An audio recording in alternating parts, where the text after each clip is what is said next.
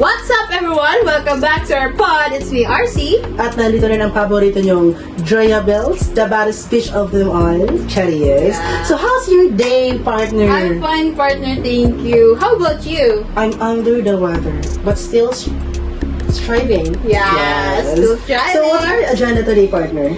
So today, we're gonna talking about a movie that later changed how we see classroom. So, pinapakita sa movie na ito na not all na difficulties are seen or visible. Some are invisible. From the film, The Freedom Writers. Wow, ang classic ng movie na to, Yeah, actually, very ang classic na to. Kasi, this is one of the movies na kahit ilang years na ang lumipas, relevant pa rin hanggang ngayon. Yeah. Diba remember that scene when Erin Ruel walked into the classroom, no? That it's full of students na parang sinukuan na sila ng system. Sinukuan! Diba? Sinukuan na sila ng system. Different races, Yeah. different struggles, diba? Different traumas. Pero instead of seeing them as a problem students, Yes. she chose to actually listen to them. And honestly, partner, that's what makes the movie so powerful. Yeah, very far. Very powerful. Kasi hindi lang siya about education. It's about inclusivity and humanity. No? About the students wanting to feel seen, to be heard, and valued. Right, partner? Diba? Yeah, tama. Kaya today, we're not just talking about the film, the movie, di ba, no? Yes. We're also going to talk about inclusive education and bakit sobrang important niya sa classroom at sa education natin ngayon. Yeah, exactly, partner. No, this leads to our problem for today. Is our education system built for everyone or just for those who fit in the standards of education? Partner, para sa lahat ba ang education or para sa iilan lang? Let's dive in. Well, partner, eto na nga, di ba? Eto na nga. Yeah. Reality check muna tayo. Hanggang ngayon, partner, maraming student pa rin ang feeling invisible inside the classroom because of our educational system. Because it's very one size fits all pa rin. Di ba? Para bang kapag hindi ka pasok sa usual na standards, ikaw pa, as a student, ang kailangang mag-adjust palagi, right? Yes, Di ba? Some students struggle silently. Alam natin yan. May student na hirap magbasa because of dyslexia. May student na galing sa marginalized community na hindi man lang nakikita ang sarili niya sa lessons na dinidiscuss sa loob ng classroom. Walang localizations, no? Meron ding students, partner, na they are dealing with anxiety, with pressure, or even family problems at pilit pa rin nilang sinasabay or sumasabay pa rin sila sa klase na para bang okay lang lahat. Nakakasad yun, partner. Yes, it's very sad. Yes. Also, kapag hindi inclusive ang environment, partner, yung student natin, they will start to believe na maybe, that education was never made for them in the first place. Di ba? Ang bigat ng partner. Yeah, very bigat talaga nun. True, it's very true, partner. Now, think about those students with dyslexia from marginalized group or tribe, or even those who struggling with mental health. Diba? If the teacher only teaches one way, these students are gonna be left behind. Yes, absolutely. And that's the reality today. Diba? Hindi lang yan sa movie or sa Freedom Writers nakikita. It's reality sa totoong buhay. Some driving factors are not just internal. Some are external. Just like most of those students that mentioned previously are also prone to being bullied, diba? According to EDCOM2 partner, according sa result nila, they reported and identifies a crisis level of incidents of bullying in Philippine classroom.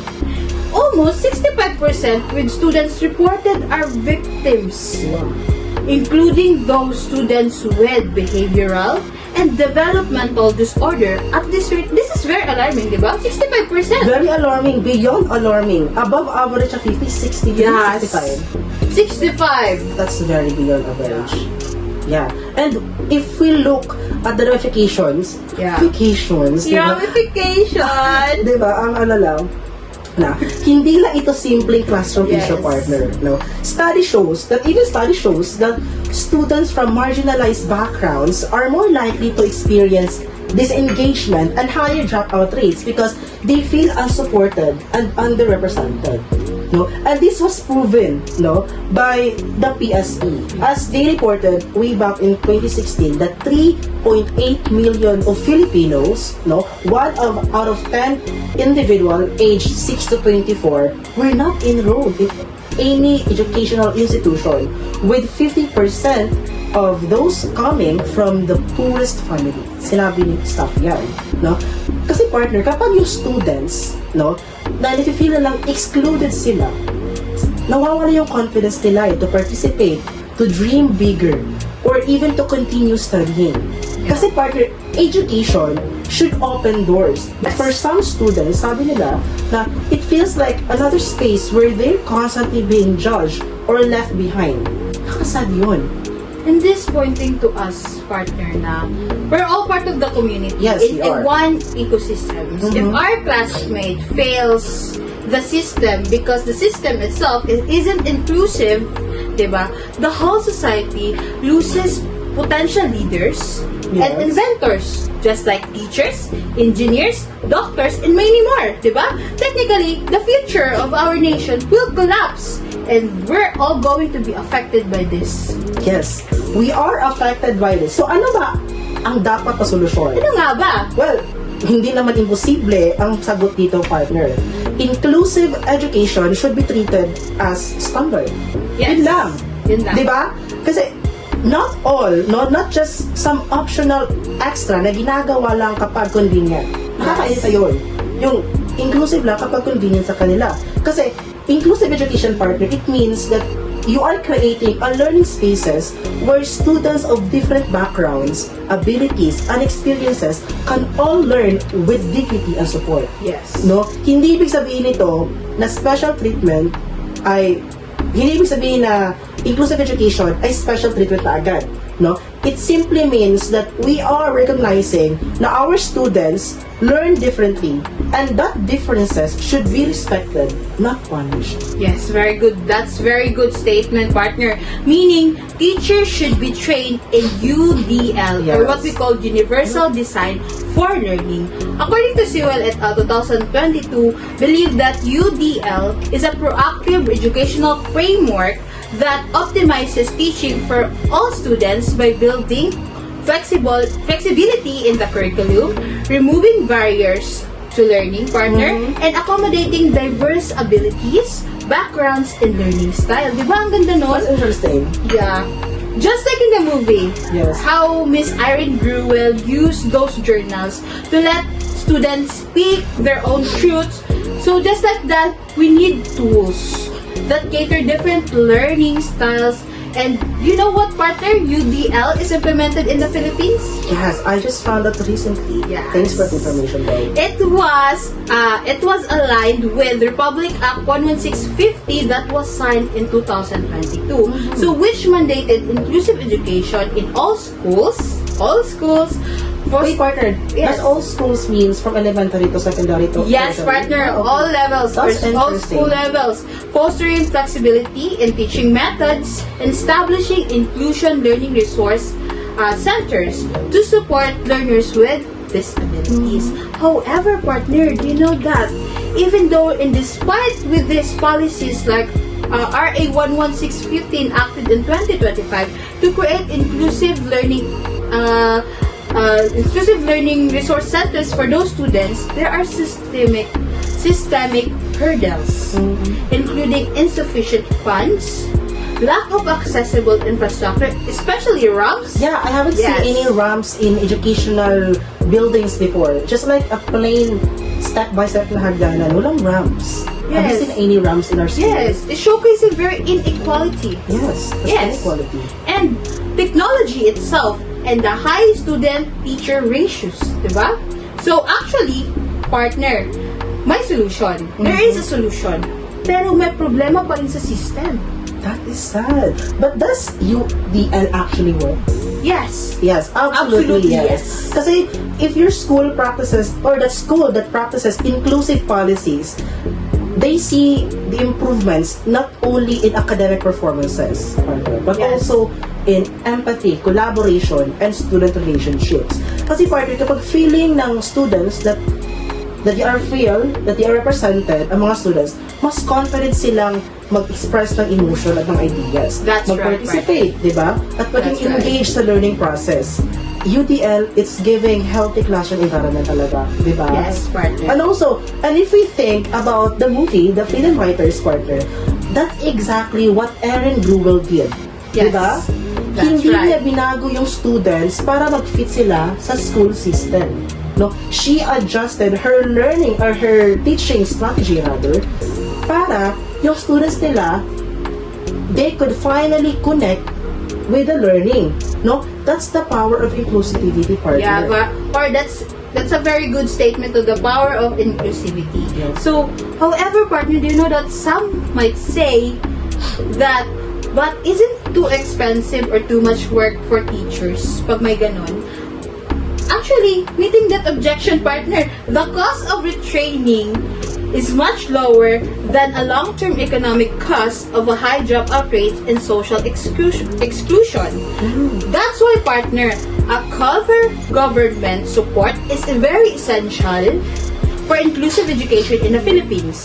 To uphold legal rights, ensures equal access to learners with disabilities, and address systemic barriers like limited funding and lack of teachers training. So with public schools designated as the special needs centers, okay, public funding is crucial to create accessibility, equip, and train learning environments nationwide. How wonderful is that? Diba? That is so very wonderful, partner. Now, let's imagine this. Viewers, let's imagine this for a second.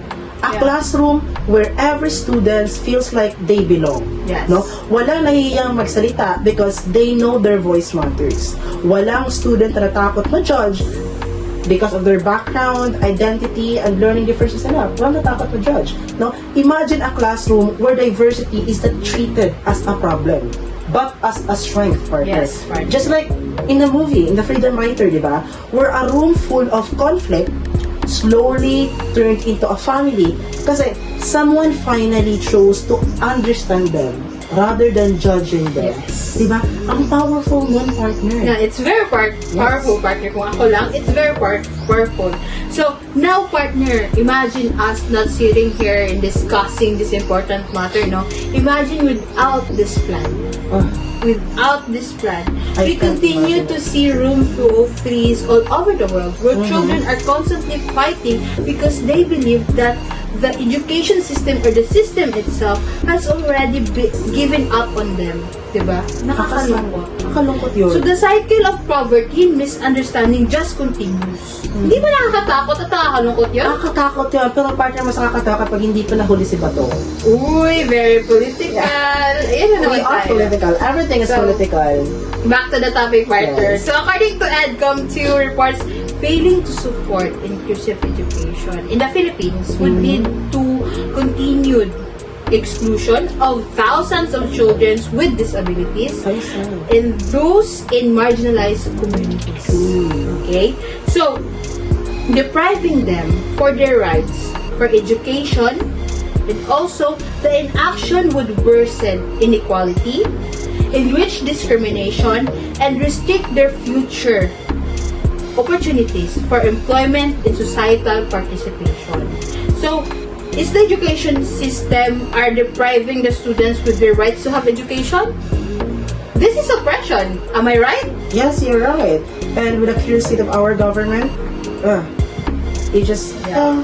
right, diba? So ngayon, hindi na natin makukuha ng foundation ng government. It's up to us. It's our move na, diba? Yes.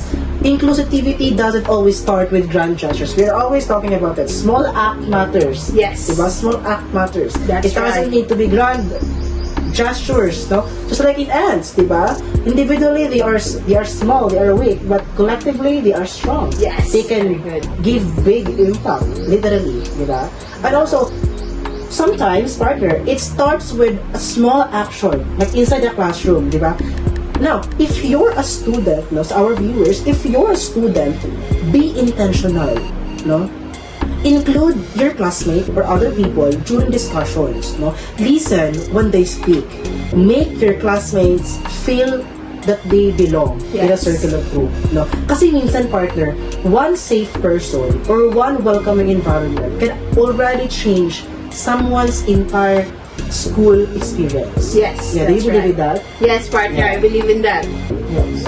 Okay, so as of now, as the two of us talking about this very important matter, partner, no, what we're doing is using this platform, our Yes. blog, to encourage you, our dear listeners, and you guys to build partnership with your local NGOs, then to simply start donating books. Yes. We can start from donating books that has featured diverse stories. Then later on, with this platform, with this blog, with the collaboration with you guys and us, we are encouraging you guys to conduct community outreach to change negative perception and misconception about disability.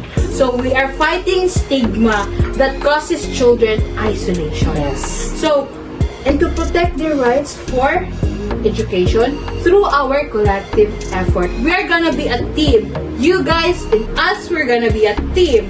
Now, with all this effort, with this collective effort, na sana, partner, bumaba yung rate ng bullying We are and hoping for that. oppression We are hoping for that. towards these students. Do you agree with me? I always agree with that statement. Yes. Diba? And with that, And with that, we have to settle the score. yeah, we have How to settle the score. This now, right now. We have to Let's settle- use our collective voice, guys, Yes. to demand the government to allocate more budget for special education, especially for teachers training, materials, and infrastructure improvement, like sensory rooms. Then, so, we're not just here talking, partner, diba? We're not just here talking. We're here acting, boosting support for inclusive education. With you guys, we want to boost inclusive education. Dapat gumalaw din tayo. Hindi lang ito para sa ating sarili. It's for the future of our country. Galaw-galaw din tayo, mga et. Yeah, diba? Because at the end of the day, then again, Yes. small act matters, ladies and gentlemen. And also, if you're an educator, just like us, Yes. a future educator, since we are 3BSE, diba? We should advocate for learning spaces that celebrate diversity Yes, instead of that's right. ignoring it, diba, partner? Kasi education should never make students feel small for Yes. being different, diba? Kasi at the end of the day, partner, being inclusive doesn't or isn't always being too sensitive. Yes, partner, that's right. It's about being humane, no? Be the Aaron Gruel of your own circle, no? Because changing narrative doesn't always begin with being or with big revolutions, no? Yes. Just like what I always say. Minsan, nagsisimula ito sa pagpili nating umintindi, Tama. makinig, at magbigay ng space for the students and for all the people to be seen. Yes, Right? that's right, partner. It's Yes. very good. And I think that all the information we can give. And thank you guys for listening to us. See you in the next episode. And don't forget to Click, like, and share, everyone. so be the catalyst for greater change. Bye! Adios.